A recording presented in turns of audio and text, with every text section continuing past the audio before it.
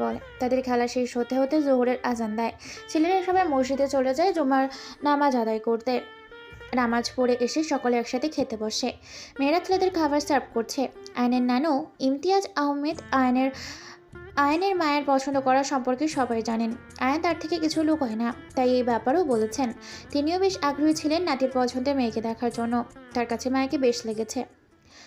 এখন মায়ের মা তাকে রাজি করাতে পারলেই হয়। ইমতিয়াজ আহমেদের কাছে আহসাব পরিবার আর কানিজের বাবা মাকেও বেশ ভালো লেগেছে। সকলেই মিশুক হওয়ায় খুব অল্প সময়ের মাঝেই মিশে গেছে তাদের সাথে।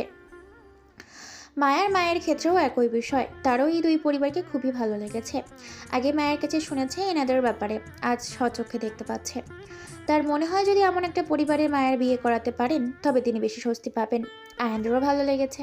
ছেলেগুলো যেমন হাসি খুশি তেমনই ভদ্র। আয়নের নানুও বেশ ভদ্রলোক। এককালের হাই স্কুলে শিক্ষকতা করতেন, বছর দশেক আগেও রিটায়ার হয়ে গেছে। মায়ার গোস্তের বাটি নিয়ে দাঁড়িয়ে আছে, আর কারো লাগলে তাকে দিবে সেই জন্য। তা দেখে কানিজ ফায়েজকে চোখ দিয়ে কিছু ইশারা করে। ফায়েজ তার ইশারা বুঝে আয়ানকে বলে, আরে আয়ান, তোমার প্লেটের গোস্ত শেষের পথে তো, আরেকটু গোস্ত নাও।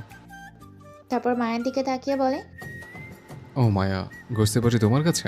আয়ানকে দাও তো। দেখো, ওর প্লেট একদম খালি। আয়ান মায়া দুজনেই অবাক হয়। একবার আয়ানের প্লেট আর একবার ফায়েজের মুখের দিকে তাকাচ্ছে।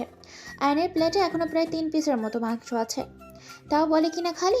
যেহেতু মায়া ফায়েজকে অনেক সম্মান করে, অগত্যা তাকে আয়নের প্লেটে আরও 3টা মাংস টুকরা তুলে দিতে হয়। আয়ন তার দিকে মুচকি হেসে তাকালে সে উপেক্ষা করে আবার সরে যায়। খেতে খেতে সাফিন বলে, আহ, গোস্তটা যা হয়েছে না, মাশাআল্লাহ, আলহামদুলিল্লাহ। কে রান্না করেছে আন্টি? ফাতেমা আহসান বলেন, কে আবার? আমাদের বাড়ির সেরা রাঁধুনি খানিজিয়ারা আউসাফ। ও মাংসটা যা রাঁধে না, কি বলবো। আরও নেও বাবা। বলেই মায়াকে বলে সাফিনকে আরও কয়েক টুকরা মাংস দিতে। সবাই বেশ আয়েশ করে খাওয়া দাওয়া শেষ করলে মেয়েরা খেতে বসে। মেয়েদের খাওয়া শেষ হলে সবকিছু গুছিয়ে রাখে, সবাই একটু বিশ্রাম নেয়।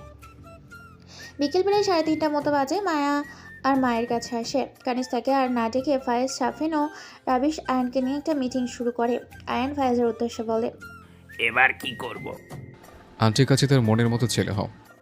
আচ্ছা, কানিজ বলে, একটা ভালো আইডিয়া দিই। সকলেই তার দিকে তাকায়। সে বলে, আয়ন ভাইয়া কিছুদিন মায়াকে ইগনোর করুক। সবাই একসাথে বলে, ইগনোর? অন্য কোনো মেয়ের সাথে রিলেশনের নাটক করতে বলবো না, কিন্তু বিভিন্ন ব্যস্ততা দেখিয়ে বা বিভিন্নভাবে ওকে ইগনোর করুন, তাহলে ঠিক আপনার গুরুত্ব বুঝবে। ওই যে কথায় আছে না, দাঁত থাকতে দাঁতের মর্ম বোঝা যায় না, ঠিক তেমনই আপনি ওকে ইগনোর করলে হয়তো আপনার ভালোবাসা বুঝবে ওই। ফায়েজ বলে, এমনটা করা যায়। Nice idea Mrs Ausaf. ধন্যবাদ। আয়ন বলে। আচ্ছা, চেষ্টা করব। সবাই ভ্রু কুঁচকে তার দিকে তাকায়, বলে, চেষ্টা করবো মানে কি, করাই লাগবে এমনটা। আয়ন একটু ইতস্তত নিয়ে বলে। মানে আসলে সে হাত কসলাতে কসলাতে বলে, মায়াবিনী, সামনে আসলে আমি কেন যেন সব ভুলে যাই, অন্যরকম একটা ঘোরের মধ্যে চলে যাই। আশেপাশে খেয়াল থাকে না, ওর মধ্যে ডুবে যেতে ইচ্ছে করে। আয়ন কথা বলতেই যেন কোনো ঘোরের মাঝে চলে গেছে। কথার লিমিট হারিয়ে যাচ্ছে দেখে কানিজ আর ফায়েজ একসাথে কেসে ওঠে, কারণ এর বেশি কিছু শোনা তাদের জন্য অস্বস্তিকর। একজন বড় ভাই আর অন্যজন ছোট ভাই সমতুল্য আয়ান, আর ভাইয়ের তার প্রেয়সীকে নিয়ে কোনো গভীর অনুভূতি শোনা তাদের জন্য সত্যি ভীষণ অস্বস্তিকর বিষয়। সবাই আয়ানকে বলে, সেগুলো পরের কথা, এখন ইগনোর করলে পরে বিয়ে করা যাবে, না হলে এই জীবনের বিয়ের শখ ভুলে যেতে হবে। আরও নানান কথাবার্তা বলে আয়ানকে রাজি করানো হয়। রাত 9:30 বাজে। আজ অতিথিদের জন্য 8টার সময় রাতের খাবার খেয়ে নেওয়া হয়েছে। এখন সকলে বিদায় দেওয়ার পালা। আয়না প্রথমেই বিদায় নিয়ে চলে যায়। আয়না নানু সকলকে তাদের বাসায় যেতে বলে একদিন। সকলেই যাবে বলে, মায়ার মাও ডাকে। আয়না চলে গেছে। ফায়েজ মায়া আর তার মাকে পৌঁছে দিতে যায়। সে ফিরে আসতে প্রায় রাত 10টা 20 মতো বাজে। আজ কানিজ বাবা মা আহসান নিবাসেই থাকবেন, কাল চলে যাবেন। সকলেই যে যার ঘরে শুতে চলে যায়। কানিজ ঘরে এসে ফ্রেশ হয়ে নিয়েছিল আগেই। এখন ফয়েজ ফ্রেশ হয়ে এসে লেপের তলায় ঢুকে যায়। ইদানিং বড্ড শীত পড়েছে, অবশ্য পড়ারই কথা। ডিসেম্বরের শেষের পথে প্রায়। এখন শীত না পড়লে কখন পড়বে? কানিজ নিজেও লেপের তলায় গিয়ে শুয়ে পড়ে। কানিজকে আসতে দেখে ফয়েজ লেপ থেকে হাত বের করে ঘরের লাইট অফ করে দেয়। তারপর কানিজকে জড়িয়ে ধরে শক্ত করে বলে, হুম আজ বড্ড শীত পড়েছে না?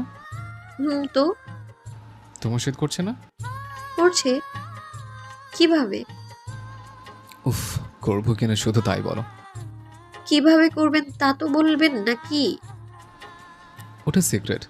আগে বলো শীত কমাতে চাও কিনা। চাই। ব্যাস, কানিজের কথা শেষ না হতেই ফয়েজ কানিজকে সারা মুখ জুড়ে চুমু খেতে শুরু করে। প্রায় 50 চুমু দেওয়ার পর থেমে বলে, জান, হুম অনুমতি দিচ্ছ তাহলে? কিসের? কানিজের কণ্ঠ যেমন কাঁপা কাঁপা শোনাচ্ছে, হয়তো লজ্জায়। ফয়েজ তার কাঁধে নাক ঘষে বলে, সারা রাত আদর করা আমার না ভীষণ বাসর তৃষ্ণা পেয়েছে। আজকে অনুমতি দেবে? কানিজ লজ্জায় ফয়েজের বুকে মুখ লোকায়। ভাবে, আসলেই তো তাদের বিয়ের প্রায় 6 মাস হয়ে গেছে। ভালোবাসার প্রকাশেরও অনেক দিন হলো, এখনো তাদের বাসর হয়নি। ফয়েজ বিয়ের এতগুলো দিন পরেও কখনো তার অধিকার আদায়ের জন্য তাকে জোর করেনি। আসলেই সে ভাগ্যবতী। অন্যদিকে ফয়েজ অস্থির হয়ে গেছে যেন আজ আজ বাসর না করতে পারলে সে যেন স্থির হতে পারবে না। সে আবার কানিজকে বলে, জান, কিছু তো বলো। কানিজ ফয়েজকে জড়িয়ে ধরেই আস্তে করে বলে, হুম হয়ে গেল। ফার্স্ট তার উত্তর পেয়ে গেল। আর কি কথা বলার সময় আছে? কানিজের সারা মুখে আবার চুমু দিতে শুরু করে। মুখ থেকে গলায় নামে, গলা থেকে কাঁধে। এইভাবেই ভালোবাসার রাজ্যে পাড়ি জমায় কানিজ ও ফায়েজ দম্পতি। পরদিন সকালে কানিজের ঘুম ভাঙলে নিজেকে যথারীতি ফায়েজের বুকে পায়। মাথাটা এখন একটু উঁচু করে ফায়েজের মুখের দিকে তাকায়। এই মুহূর্তে তার কাছে দুনিয়ার সব থেকে মায়াময় লাগছে ফায়েজের ঘুমন্ত চেহারা। এর থেকে বেশি মায়াবী কিছু হতে পারে? হয়তো না। অনেকেই বলে মায়া কেবল মেয়েদের মাঝেই থাকে, তবে তা নিতান্তই ভুল ধারণা। মায়া এমন একটা জিনিস যা সকল প্রাণীর মাঝেই থাকে। অনেক সময় বিভিন্ন প্রাণীর প্রতিও আমাদের মায়া আসে, আর সেই মায়া থেকে জন্মায় ভালোবাসা। মানুষের ক্ষেত্রে বিষয়টা একই। প্রথমে মায়া জন্মাবে, তারপর ভালোবাসা। এই তো, কানিজ এক সময় ফায়েজকে সহ্য করতে পারতো না, তারপর তার সাথে থাকতে থাকতে এক প্রকার মায়ের বশে পড়ে এখন ভালোবেসে ফেলেছে। তাই ভালোবাসার মূল বিষয়টাই হচ্ছে মায়া। কারো চেহারা দেখে ভালোবাসা হয় না, কারণ একটা কালো মেয়ের মাঝেও কারো মায়া কাজ করতে পারে। তাই এসব আপেক্ষিক বিষয়। কানিজ ফয়েজের দিকে তাকিয়ে থাকতে থাকতেই ফয়েজ ঘুমের মাঝে নড়েচড়ে ওঠে। সে জেগে যাবে বুঝে কানিজ দ্রুত নিজের চোখ বন্ধ করে নেয়। কাল রাতের পর থেকে তার ভীষণ লজ্জা করছে ফয়েজের দিকে তাকাতে। ফয়েজ চোখ খুলে কানিজকে নিজের বুকে পায়। সে তৃপ্তি নিয়ে শক্ত করে জড়িয়ে ধরে তার প্রিয়তমাকে। মেয়েটাকে সে ভীষণ ভালোবাসে। জানে না এতটা ভালোবাসা কেন আসে, তবে তার জীবনের প্রথম ও শেষ ভালোবাসা তার কাঞ্জুস ইয়ারা আহসা। কিছু সময় জড়িয়ে থেকে কানিজের মুখের দিকে তাকায়। সে দেখে কানিজের চোখের পাতা পিটপিট করছে। সে বুঝে তার বউ জেগে থেকেও ঘুমানোর অভিনয় করছে। তাই সে বউয়ের সারা মুখে জুড়ে চুমু দিতে শুরু করে। তার চুমুর প্রভাবে কানিজ হালকা কেঁপে কেঁপে ওঠে। তার কাঁপাকাঁপি দেখে ফয়েজ বেশ ভালোই মজা পায়। চুমু দিতে দিতে হঠাৎ তার কানে একটু নিচে গলার কাছে কামড় দেয়, যার ফলে ব্যথা পেয়ে কানিজ চিল্লি আহ!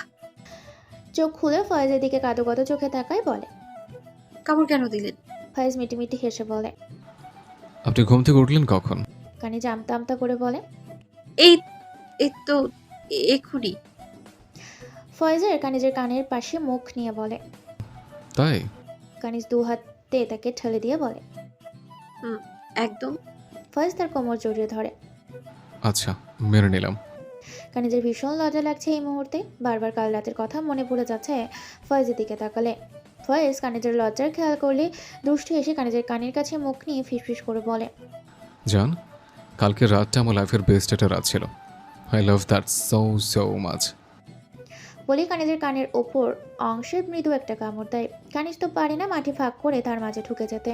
একে তো কাল রাতের মুহূর্তগুলো মনে পড়ছে, তারপর আবার ফয়েজের এমন লাগামহীন কথাবার্তা। তার লজ্জার মাত্রা ক্রমেই বেড়ে চলেছে। গাল দুটো লাল টমেটো, সরি আপেল হয়ে গেছে। তার পছন্দ আপেল, তাই টমেটো বলে ম্যাডাম রাগ করবেন। এইভাবে যদি ফয়েজের কথা বলতে থাকে তাহলে নিশ্চয়ই লজ্জার জন্য কানিজ কিছু সময় পর ফেটে যাবে। তাই সে ফয়েজকে ধাক্কা দিয়ে দ্রুত ওয়াশরুমে ঢুকে পড়ে। তার যাওয়া দেখে ফয়েজ হাসতে থাকে। হাসতে হাসতে তার মনে পড়ে খানিজের সাথে কোনো জামা কাপড় নিয়ে যায়নি। এটা বুঝে তার হাসির বেগ আরও বেড়ে যায়। গোসল শেষে খানিজ টাওয়াল নিতে হাত বাড়ালে দেখে তার সাথে কিছুই আনেননি। এটা ভেবে নিজেকে নিজে থাপ্পড় দিতে ইচ্ছে করে। এখন ফয়েজকে কাছেই যাইতে হবে, কারণ এমন ভিজে তো আর থাকা যায় না। না, ওয়াশরুমে দরজার কাছে গিয়ে কয়েকবার আওয়াজ করে। ফয়েজ উপাস থেকে মিটিমিটি হেসে কোনো কিছু না জানার ভান করে বলে,